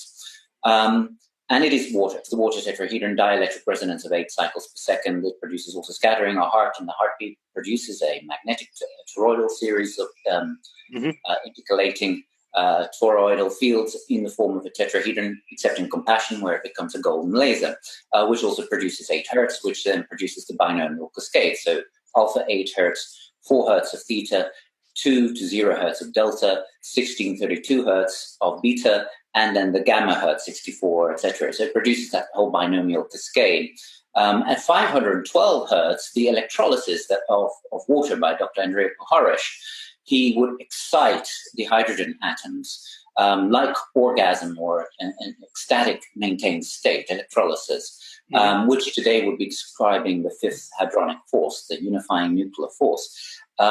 So when he would excite the water tetrahedron at 8 cycles per second, over 72 hours, 512 hertz would begin to appear. And as 512 hertz manifested as a signature, a whole sideband of harmonic frequencies emerged from a ceiling of 720 hertz, which is, of course, also the number of angles in a tetrahedron, and 360 hertz at the base, and 16 hertz increments of musical resonances. That includes 432 cycles per second, the old French or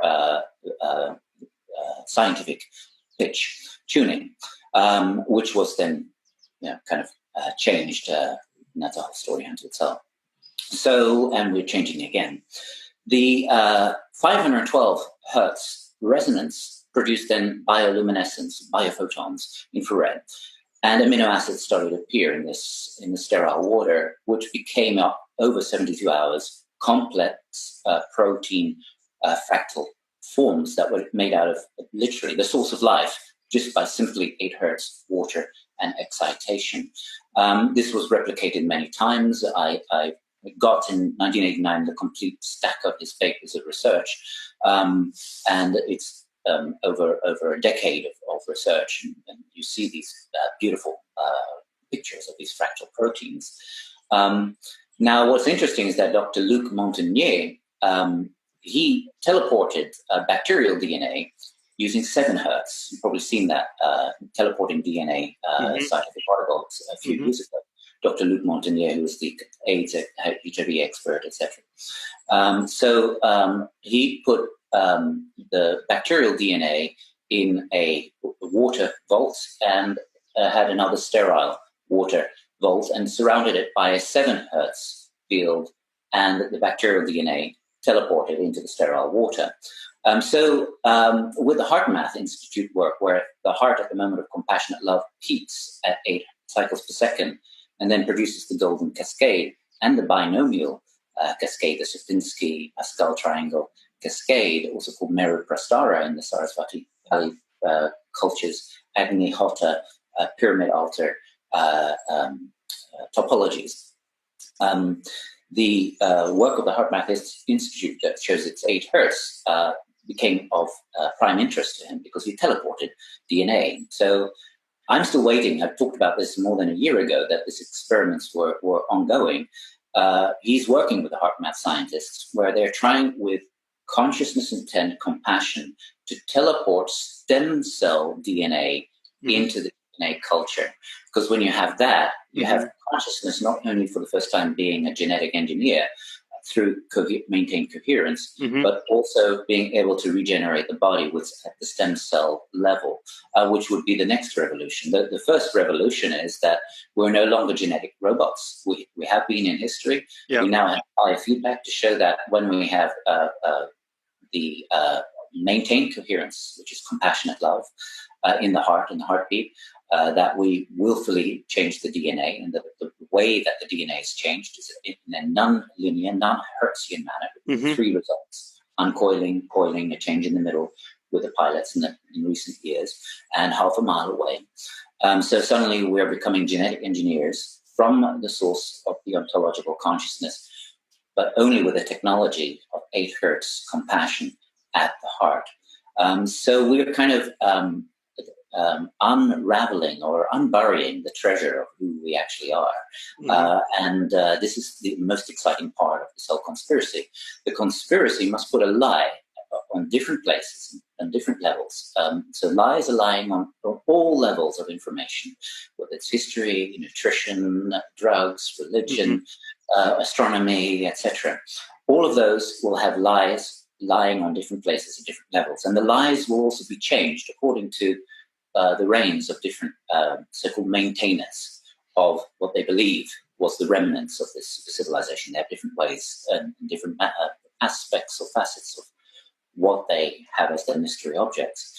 For instance, you have a green product which you really like from a health food shop. Eventually it becomes Whole Foods and it goes into other supermarkets, and then it's repackaged.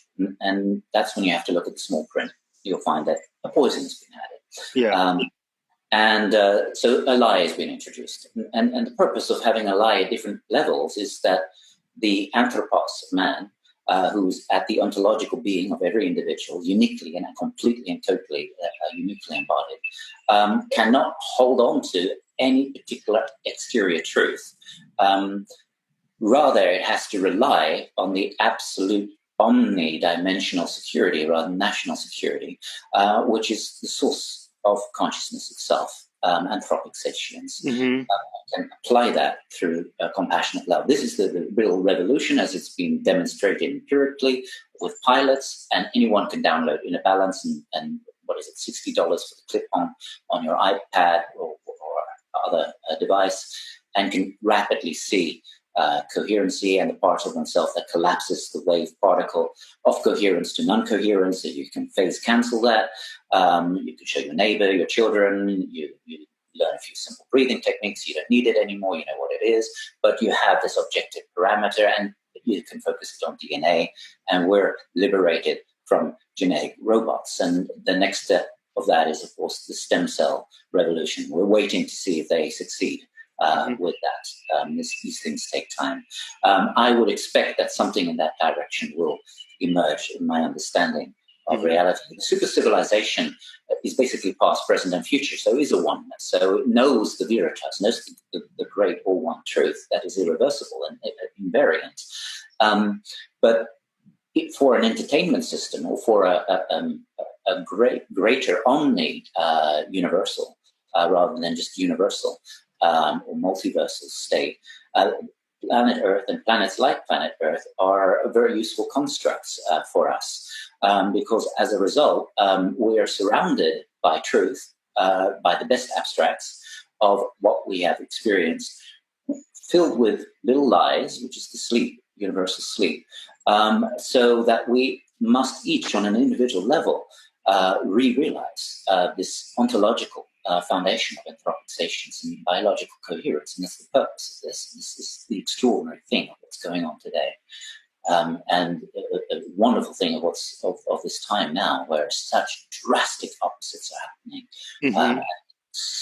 very specific programs. I mean, the understanding from the mystery schools on Adam Kadmon has been distorted in so many different levels. The Anthropos Rotunda of Jung was quite accurate. It was the flying saucer, the ultimate archetype, the exteriorization of the soul or psyche, interiorization of the body. That is pretty much what is as the starship, which pretty much describes what is the lens of the Rig Veda, the Vata Rata, the chariot of the sun and the moon that makes this vortex that then goes into a sphere and it unifies all the opposites of the body to primordial matter or primordial reality or hadronic fusion, if we put it in a modern context as it's being observed in hadronic chemistry.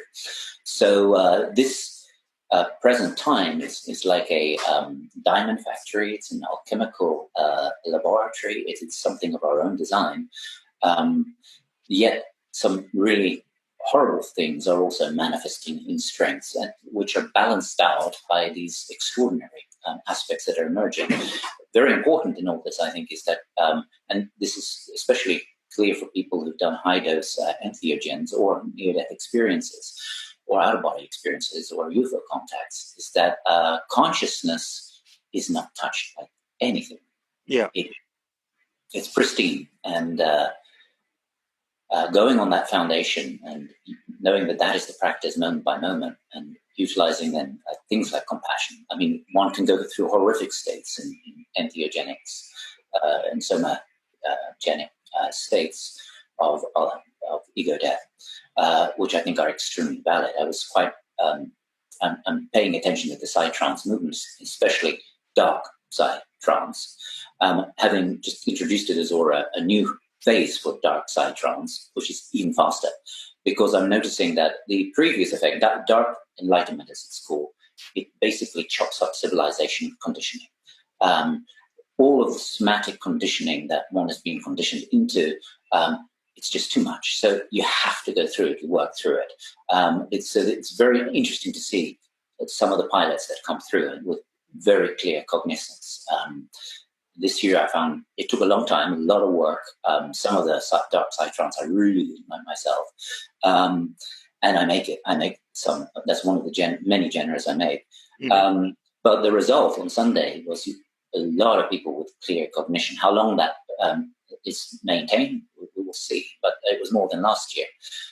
So we've introduced now, because what I started noticing is that because the BPM is about 145 BPM, we prefer 144, and dark side can be 180 BPM. We were suggesting 288. So we discovered when we took 288 BPM, it all becomes slow again.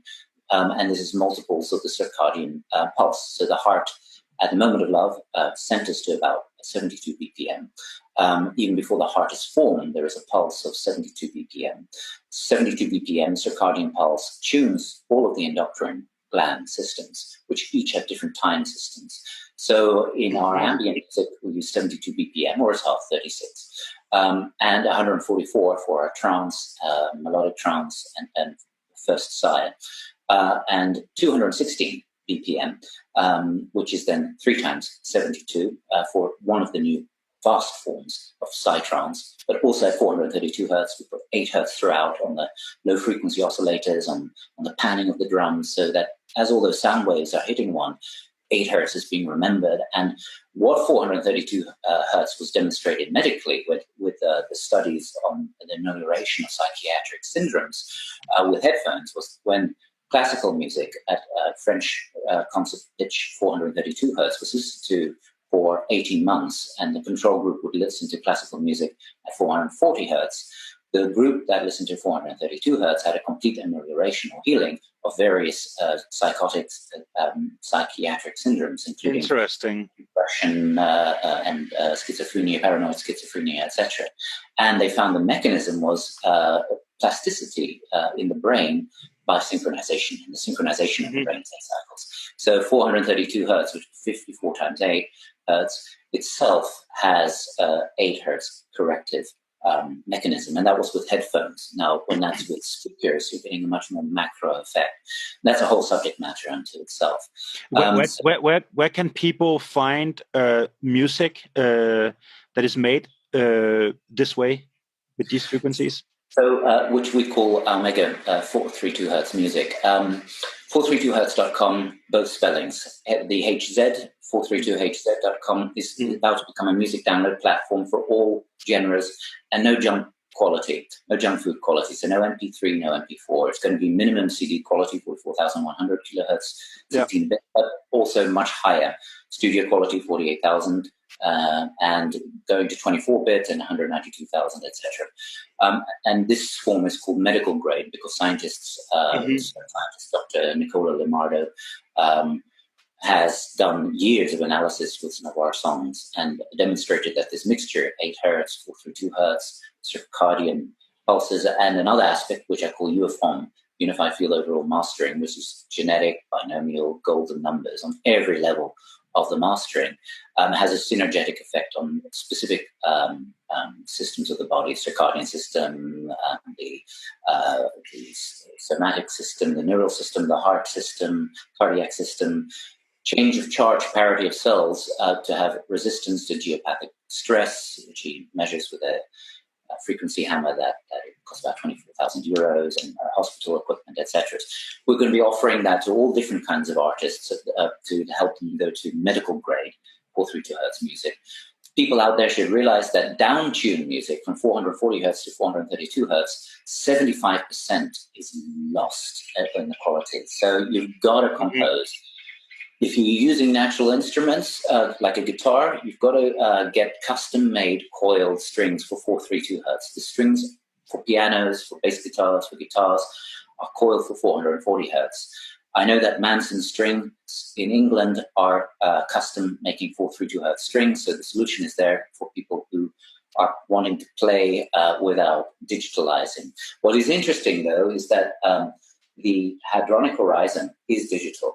And the femto technology uses the invariance of the hyperdense hadronic material and the etherino to produce a quasi-crystal system. The quasi-crystal system then is reduced to, let's say, a cube, which goes on the y-axis 4 times to itself 72 degrees, or 432 degrees. If you take the circle, the sphere, which is 360 degrees, at 72 plus, 72 minus, 432 degrees plus, minus if you take the whole thing. So it's another aspect of 432. Then you produce a dodecahedron, which can then grow pentahedras in a binomial form, which can go then into an icosahedron, which can be filled with binomial triangles and grow tetrahedrons, which are binomial, or Sierpinski tetrahedrons into dodecahedrons, and these become self-assembly quasi-crystalline systems, which uses the hadronic horizon itself, which is the summation of every personal and impersonal moment in the heart of every atom. That technology, I believe, is already backfiring all the nanotechnology projects and possible technology projects. I think this is a big disheartenance for those who thought they would get a power trip on this, maybe momentarily in some places, but tech is the technology of the universe, and it's invariant. So this is a very interesting aspect. Once you've got this assembled, and Dr. Eric Trell has got the specifics on this. He's formulated those with his Daphne equations. And all of the amino acids that make the DNA molecule have been corrected by the Rutherford model. So they're are understood exactly with the Centilli-Rutherford correction. Then the self-assembly system digitally literally can reformulate the DNA molecule, but it uses the foundation of the heart of the atom, which is also the heart of our consciousness, which actually has an invariant, irreversible foundation. And the etherino has been demonstrated to that extent. Wow. Okay. So we are basically creators of pure consciousness. We are the ones creating matter as we see it manifest around us. Not exactly. I just so we have we have set up our servers. We've set up our hyper holographic technology, which is interactive with the super and hyper civilizations. And then we become VR in that topological system from a past, present, and future state. And our consciousness cannot be reduced. It is that past, present, and future state and beyond. But in terms of our DNA, we were not able to affect our DNA directly by consciousness. Any other state except compassionate love does not change the DNA. So the observer effect of collapsing the wave function, that is the dream, maintaining the universal dream, that aspect, yes, indeed, we've been affecting and dreaming. We've been maintaining a dream. With ruthenium, if you excite ruthenium with microwaves, it will become invisible. It will go to a Meissner field. It will go to M state. You're talking about ruthenium, the metal? Yeah. So the ruthenium experiment is with microwaves was brought into an M state or a Cooper superconductivity, and that is high excitation with microwaves, and it disappears because superconductors don't resist. They have zero electrical resistance. So the planet is electrical resistance. The solar system's electrical resistance. So the planet appears to go around the sun. Planets appear to go around the sun. And the galaxy is electrical resistance, and the universe is electrical resistance. Zero electrical resistance, no path of resistance to hold you, so you are past, present, and future. That's one form of superconductivity, Cooper pair superconductivity. Now, when the scientists flashed laser light as the ruthenium was being excited, what color? What frequency laser light? I don't recall right now, but I think it was blue and red laser. Okay. So the more flashes per second, that was the point. At 64 flashes per second, 75% of the ruthenium being observed by the scientists. Yeah. 75% did not become a high spin state. So here you have the anthropos as the universal dreamer maintaining the dream. This is where the observer is maintaining the dream. It's not exactly creating; it's co-creating. And when the idea of the anthropos in the Vedas was also in my contacts is that the cosmic Christ or omniversal persona decides it wants to have a dream, it wants to have a sleep, it wants to have some rest, and that dream is the universe. In order to have a dream, you need to rest properly. So you want to have good quality dreams, even of course. Yeah, it must be good quality. Whether it's nice or nightmares, it must be good quality. So we sleep properly. And so that's the maintenance of the dream. And that's also the factor of the observer affecting the collapse of the wave function, ruthenium, the graphene experiment of 1928, you're probably familiar with, where graphene, if it's energized, it just becomes a blob on the wall. But if scientists with their ontological being observe exact lensing of the energetic system that's going to be put through the lens, making a lens by exact geometrical angles of observation, then something else happens to the graphite. The graphite becomes suddenly a geometrical manifestation where every single bit of the trillions of bits of the graphene knows where every other bit is because of observation, the lens of observation. No lens made by the scientists, it's just a blob.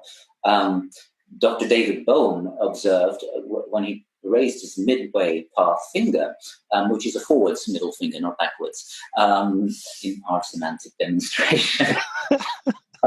When he raised his midway finger to the other scientists at Los Alamos National Laboratory, said it's an assumption that you can say that you can separate the different fields into separate fields, because where does the air of the whirlpool end and the water begin? You can't define it because it's a dynamic system. Like life is a dynamic system. It's not static like crystals or metals, except he found that when metals were excited in a high charge state, all the electrons appeared to know where all of the other billions of electrons were.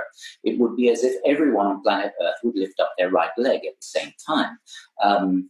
So from that, he developed post-quantum mechanics. And this directly ties into hadronic physics, which has proven this exactly. He didn't have that yet. But he developed then that you have one electron in the universe. But Roger Satilli in the 50s already defined an electron as an oscillation of emptiness.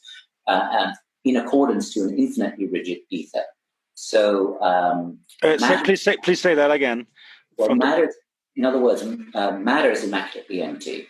and space is infinitely filled, infinitely rigid ether, and electrons are oscillations of emptiness in relation to that infinitely rigid ether, giving the illusion of motion, but they're actually empty. Dr. David Bohm then suggested that there is only one electron in the universe. He said, see it like this. You've got an aquarium, you've got a fish in the middle, and you've got 6 cameras around filming the fish, and 6 TV screens. On the 6 screens, as the fish moves, it looks like the fish is moving in a different direction, just like all of those excited electrons in the metal. And then he brought that into he had to bring that, the implicate order, into an omnidimensional model to be able to account for the electrons that make the cameras, that make the screens, that, make the aquarium, etc., etc. But that's been dealt with exactly and completely in hadron. But that gives a whole different definition of what oneness is. It becomes all oneness. Yeah. And where all is zero, or an eternal vagina, we like to say poetically, that it's only an eternal vagina that can hold an infinite penis. And it is the undulation of this infinitely rigid ether to this eternal holy spirit, or holiness, or vacuum, that enables the modulation between the coexistence of both, which would be our reality and things like that. Okay, well, that takes Tantra yoga to a whole new level. This is Tantra yoga, actually. This Anuttara Yoga Tantra, which includes the 108 plants through the 108 illusions. Yeah. Okay, so I think people got overload of information already by now, so maybe we should